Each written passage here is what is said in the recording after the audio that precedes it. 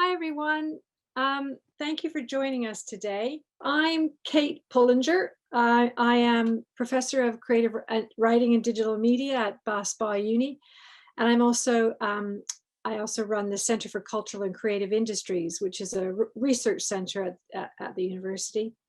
And I'm the academic lead on the studio at Palace Yard Muse. So the showcase today was made possible by some funding through the university, where we've been able to give, the studio at Palace Yard Muse has been able to give 6 grants to 6 different projects of between kind of 1K and 4K. So we're hearing from those projects today. A lot of them are still work in progress, but as you'll see, a fantastic mix of things. So we kick off with Larpal, we move on to Little Lost Robot, then Sonic Dancer, Intimal, Storyopathy, and Higher.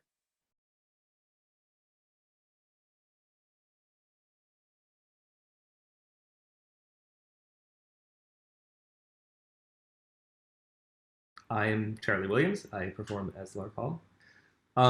I was supported by the Studio Fund to get to sort of get my social media and like outreach up to speed. So since this started in January, I've done 10 live stream concerts. It was kind of a surprise to me as I counted them up. I initially proposed to do them weekly, but that's a lot. So I now I'm doing them twice monthly, and I'm alternating between Facebook and like a simultaneous stream to Instagram. So I'm going to play a couple of pieces that are the sort of thing that I do with the live visuals and algorithmic stuff, and that's probably a more interesting thing to discuss when we get to that.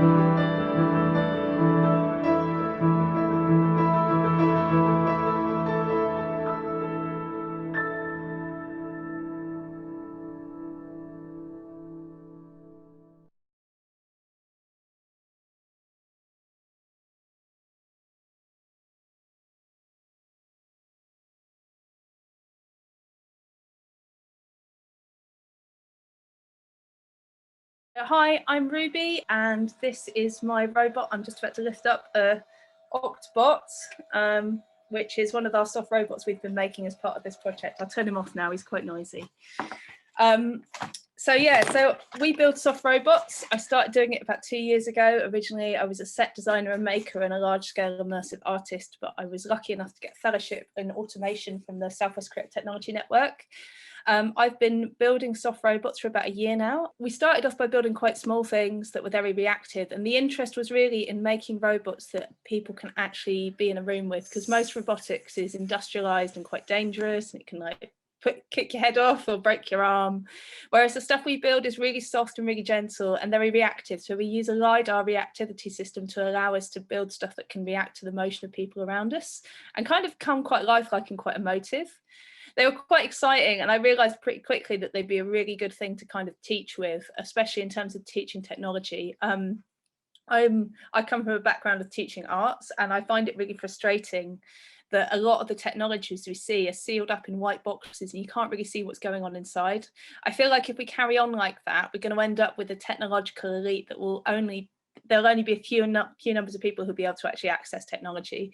And coming from a council estate myself, I find that whole idea really frustrating. So I'm really committed to opening up technology to everyone, which is part of what we do. So we build air-driven, soft, like low-pressure air-driven systems that can actually push quite large structures.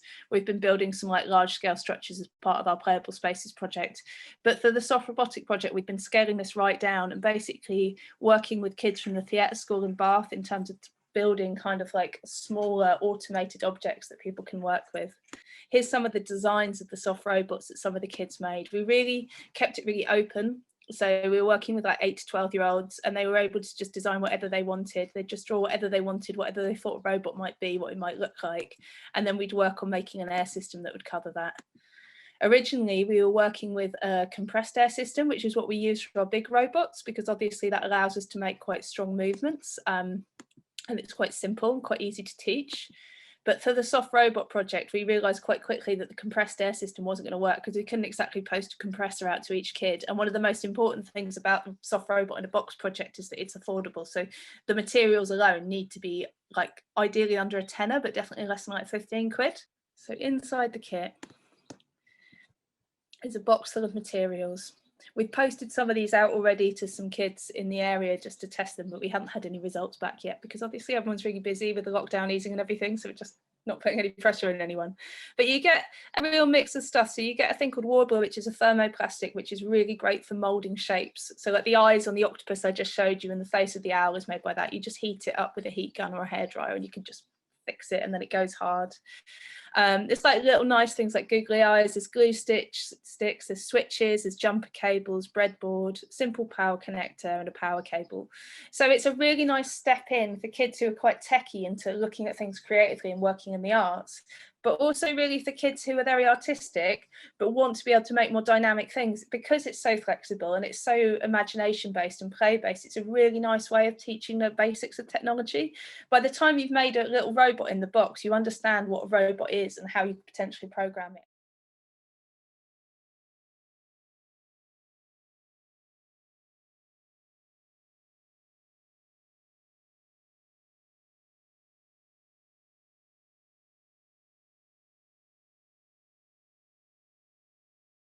I'm Sylvia and I am a dancer. I'm Sven, and my background is I'm a computer scientist. What the studio grant did enable us was to test and experiment with audio representations of places and people. And that's the thing which we were not able to do with a Swigdom sponsorship. So this is solely due to the contribution of the studio grant. And we were able to focus on soundscapes, sounds and movement. And that's one of the aspects which Sylvia engaged more with. So I'm the tech person, so I just program, build, but I'm not good at moving. So this is one way where I just like observe. Yeah, we created a series of movement scores, and we also had Dan Pollard, which is a musician and a sound technology person, who was then interacting and generating ways for us to understand how would it be to actually be moving with someone else's sound. So yeah, which was kind of super important for the state of the project that we are in. We want to show the video now. A blurred image of a woman with her hair in a ponytail, moving against bright white light. She manipulates an object that emits pink light. A length of paper dotted with pink and yellow post-it notes spreads over a bench. A man sits on the floor operating an audio device. Notes on the paper in purple. Influence, interactive, relational. The screen goes black. The word sonic dancer in white. A bearded man. Hi, I'm Sven Gauder. I'm a computer scientist and I'm a lecturer at the University of Plymouth.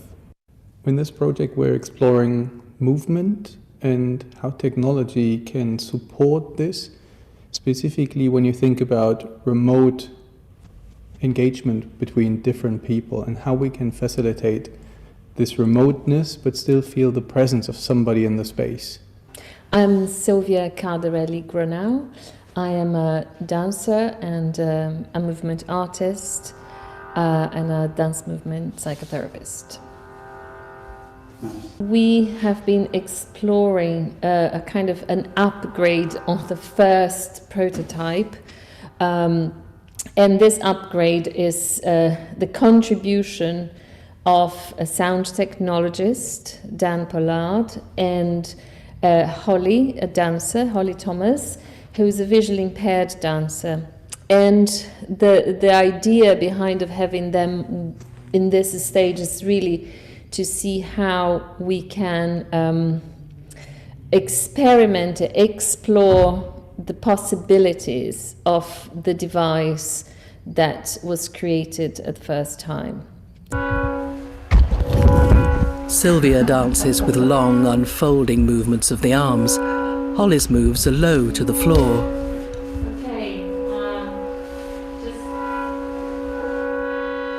Okay, we've been talking about the possible applications, and I think there are different ones, and we at this point haven't decided in any of them yet, but I think there is definitely a potential for something that will become a intervention, an artistic intervention, an installation. There is also a kind of more practical use of it, which is to sense presence and see how that can impact in people that might be living isolated lives and contribute to their well-being. Sven. So we think this project has a potential to go into different directions. Right now we're working with a dancer or with dancers to communicate movement and presence in the space, but we could also see it as a way of allowing people at home or in different spaces to feel the presence of their loved ones, of somebody who's traveling, or maybe to preserve a memory of an experience.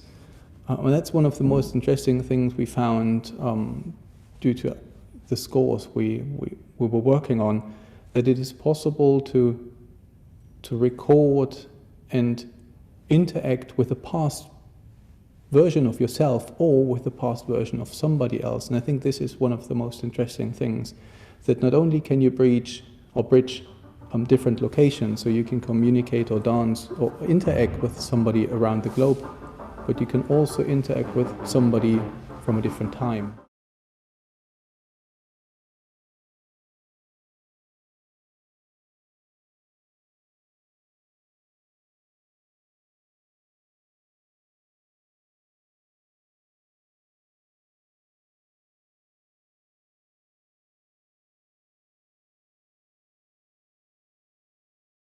So I'm really happy here, very pleased with this fund and the Recovery Studio Recovery Fund that help us in collaboration with Liliana and Kieran to test the Intimal app and troubleshooting with more users.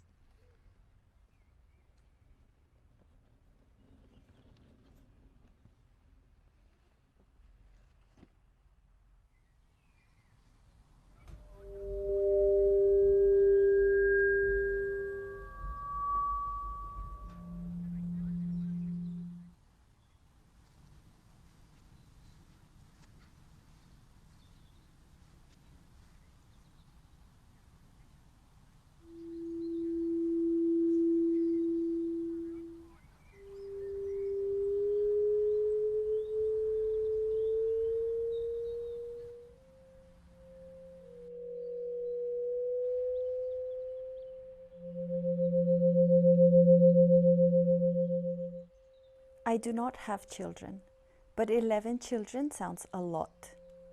11 children. Carter to the cart. 1, 2. From the countryside to the city. I ask what is Boca Carter. Chico?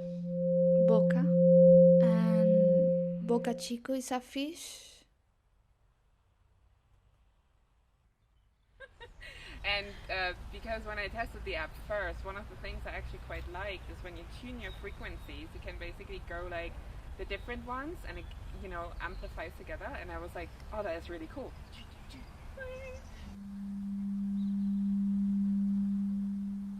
I like the frequencies too. I feel like, well, you feel more connected and the rhythms are really nice to walk to. And well, if you're not canceling the noise outside, it feels pleasant to listen to it with the wind and with the birds and everything. It makes you feel mindful.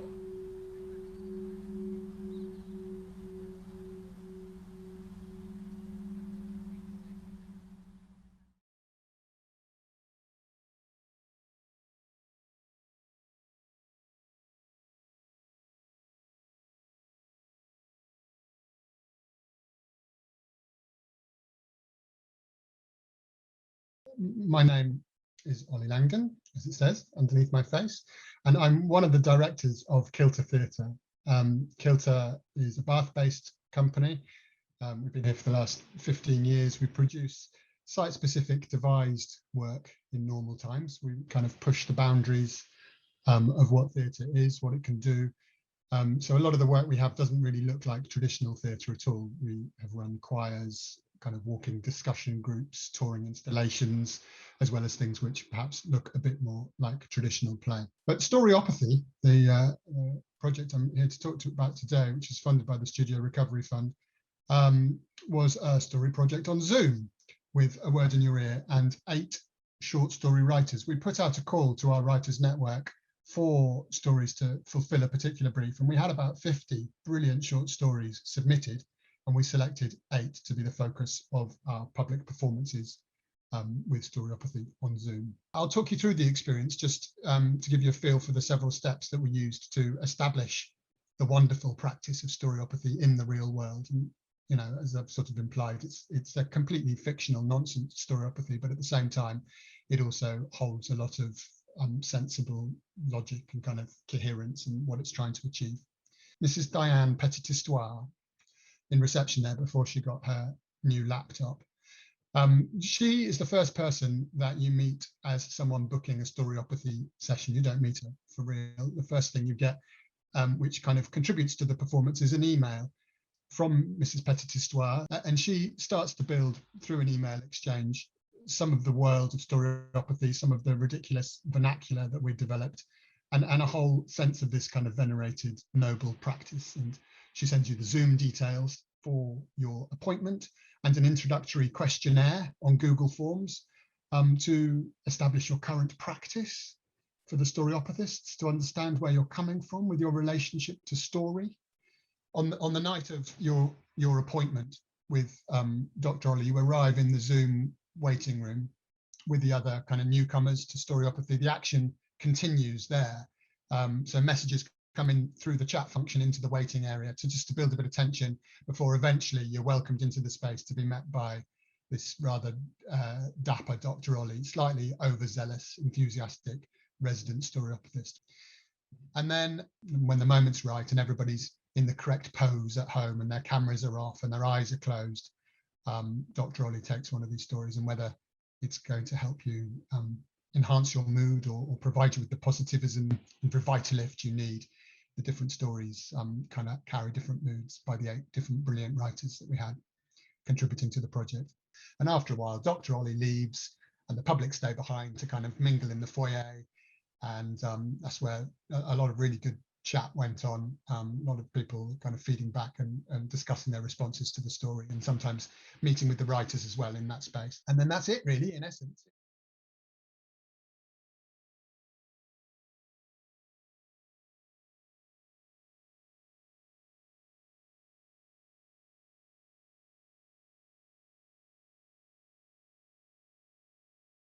Hire is made up of Alison Minkley, Dave Webb and Harvey Jones, with Thomas Hendon creating sounds. We explore what gets us dancing and what stops us, with a view to digitally creating the cues and triggers to get you dancing at home, whether you're usually reluctant or the first on the floor. We were all conscious of the void created by the pandemic, a lack of connection, not just in dance.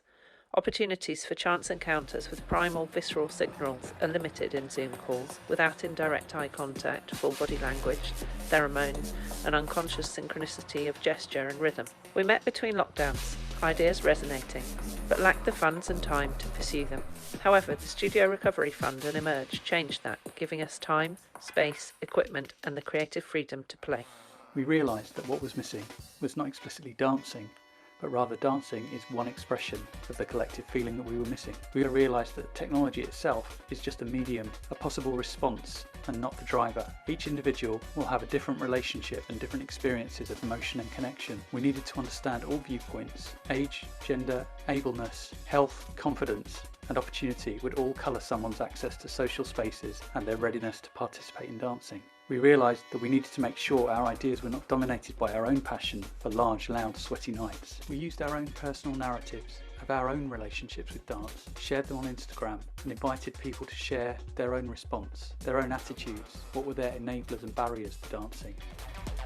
Recurrent themes from audience research are about being yourself, but connecting to and feeling part of a collective experience. A large crowd can bring a sense of freedom to some and a sense of intimidation to others. This got us to thinking, how can we open the feeling of being free to participate in dance without feeling self-conscious social embarrassment or being physically limited by our bodies? People told us that music, and for many, memory of good times, is what gets them dancing. But the rhythm, the beat, synchronizing with our hearts is what helps move into trance. More people were dancing at home, listening to shared podcasts for a sense of togetherness during lockdown.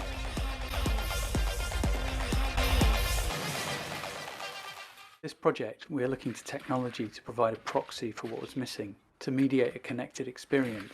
We want it only to be the facilitator and not the star of the show.